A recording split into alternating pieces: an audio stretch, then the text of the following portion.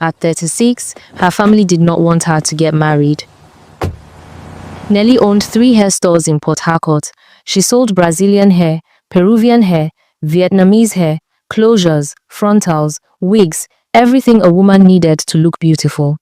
She traveled to China and Vietnam 4 times a year to buy hair directly from suppliers. Her father died when she was 12, and her mother could barely feed 4 children on what she made, selling provisions at the market. Nelly was the oldest, so she started helping by frying puff-puff after school and braiding hair on weekends. When she finished secondary school, there was no money for university. Nelly became an apprentice at a salon, and after 3 years she started doing hair from home until she saved enough to open her own shop.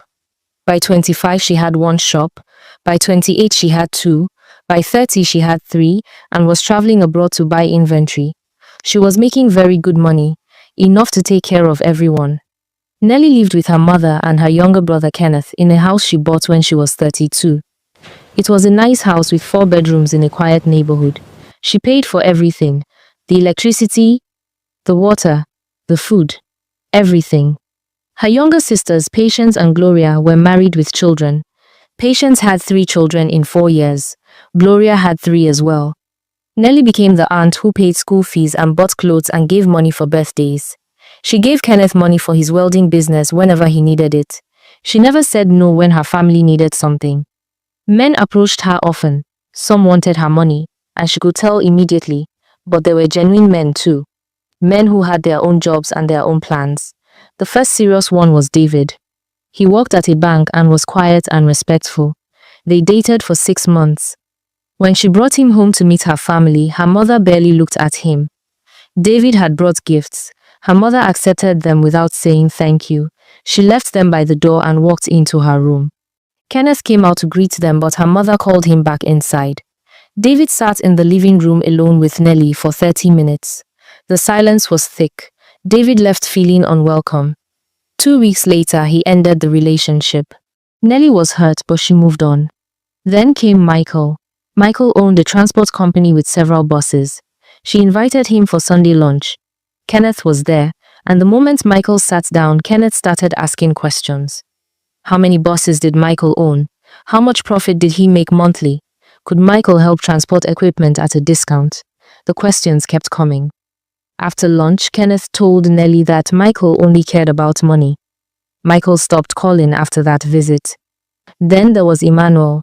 He was a civil engineer. After 5 months, he wanted to marry Nelly. Patience took his number and texted him with an unknown number. The messages said Nelly had terrible debt, that she borrowed money from dangerous people, that she was not as successful as she appeared. Emmanuel grew confused and distant. The relationship died slowly. Patience came to comfort Nelly when she cried. She said Emmanuel was not the right man. She said the right one would come. The pattern continued. Gloria told one man named Chidi that Nelly was still seeing her ex-boyfriend. She created detailed stories about an ex who did not exist. Chidi could not deal with the drama. Her mother was cold to another man named Femi. She served him food without water and said there was none in the house. Femi never called again.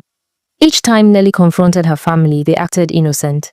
They said they were protecting her from bad men. They made her doubt herself. Maybe her family knew better. But deep down, something else was happening. Nelly's family had something they would never say out loud. Patience's 3 children attended expensive private schools. The fees were 150,000 naira per term per child. Nelly paid all of it. Gloria's husband earned very little as a teacher. The salary could barely feed the family. Nelly sent Gloria money every month, sometimes 50,000 HN, sometimes more. Kenneth's welding business was not doing well. Most months he made barely enough to feed his family. Nelly paid his rent, which was 70,000 naira monthly. She gave him money for materials whenever he had a job. Her mother lived comfortably in the house Nelly bought. She did not worry about rent or bills or food. Everything was covered. If Nelly got married, all of this would change. A husband would come first. There might be children. Nelly's money would flow in a different direction. Her time would belong to someone else. These thoughts terrified her family, but they never admitted it. They told themselves they were protecting Nelly. They told themselves she was better off focused on family. They did not look at the selfishness underneath these thoughts. Years passed this way. Nellie dated and every relationship crumbled. She was exhausted. Some nights she cried alone in her room. She wondered if marriage was just not meant for her. If she would always be alone. Then she met Jerry at a business conference in Lagos. Jerry owned a logistics company. He moved goods across West Africa. He was presenting on supply chain management. Nellie found his presentation impressive. After his session, he approached her during the break. They started talking. He was easy to talk to. He listened well. He asked thoughtful questions. They exchanged numbers. Jerry called her 3 days later. They talked for over an hour. He told her about his business. She told him about her hair stores. He asked about her family and she gave simple answers. Everyone was fine. They dated for 8 months before Jerry said he wanted to meet her family. Nellie was nervous. She had learnt what happened when she introduced men to her family. But Jerry insisted. He said if they were serious, he needed to meet the important people in her life. So she brought him home on a Saturday afternoon. Her mother was in the living room. Nellie introduced Jerry. Her mother looked at him briefly and looked away. She did not greet him. She did not smile. Jerry stood there, holding the gifts he brought. Her mother did not reach for the gifts. She simply stared at the television. Kenneth came out from his room. He shook Jerry's hand, but his eyes were unfriendly. He asked what Jerry did. He asked where Jerry lived. He asked if Jerry owned or rented his house. The questions were aggressive. Jerry answered calmly, but Nellie could see he was uncomfortable. After 40 minutes of hostile silence, Jerry suggested they leave. On the drive away from the house, Jerry was quiet. Nellie waited for him to say he was done, that her family was too much. Instead, Jerry said he understood what was happening. He said her family was afraid she would stop supporting them if she got married. He said this did not change how he felt about her. Nellie cried. No man had ever understood before. No man had ever stayed after meeting her family. But her family increased their efforts. Kenneth started calling Jerry late at night. He would say he needed business advice. He would ask Jerry to lend him money for equipment. He would ask Jerry to give him contracts, moving equipment for his logistics company. Jerry was polite but firm. He told Kenneth to speak to Nellie if he needed help. Kenneth complained to Nellie that Jerry was arrogant and rude. He said Jerry was trying to separate her from her family. Patience invited Jerry and Nellie to lunch at her house. She spent the entire meal talking about children. She said Nellie had always wanted many children. She said time was running out. She made it sound like Nellie was desperate. She said all this while staring at Jerry. Jerry simply held Nellie's hand across the table and said he loved Nellie exactly as she was. Then Gloria did something terrible. She had a friend named Rita who was single and beautiful. Gloria invited Jerry to a children's birthday party and made sure Rita was there. Rita wore a short tight dress. She laughed at everything Jerry said. She touched his arm constantly. She asked for his phone number to discuss a supposed business idea. Jerry was polite but distant. He stayed close to Nellie the whole time. That night, Rita sent him messages. The messages were flirtatious. She said she could tell he was not happy with Nellie. She said she could treat him better. Jerry took screenshots and showed Nellie everything. Nellie felt sick. She asked Jerry why he was still here, why he had not run away like everyone else. Jerry looked at her and said because he loved her, because he could see she was trapped. Because he wanted to build a life with her away from all this. Nellie wanted to believe him, but fear held her back. One Saturday afternoon, Nellie heard something she shouldn't have heard. Nellie went to her sister's house to drop off money for school fees. She walked through the back door because the front was locked. She heard voices in the kitchen. Her mother and sisters were talking. Patience was saying they needed to do more to separate Nellie and Jerry. Gloria suggested telling Jerry that Nellie had health problems, that she could not have children. Her mother said no, that was too risky. Then Patience said something that stopped Nellie's heart. She said they had to make sure Nellie never married Jerry or anyone. She said how else would her children stay in their expensive school? How else would she maintain her lifestyle? Gloria agreed. She said without Nellie's money, her household would collapse. She said Nellie owed them. Nellie was the oldest. It was her responsibility to take care of everyone.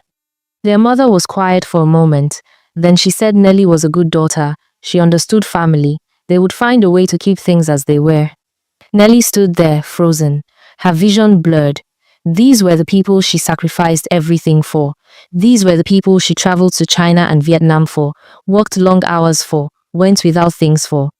And they were plotting to keep her alone, to keep her useful. She left quietly.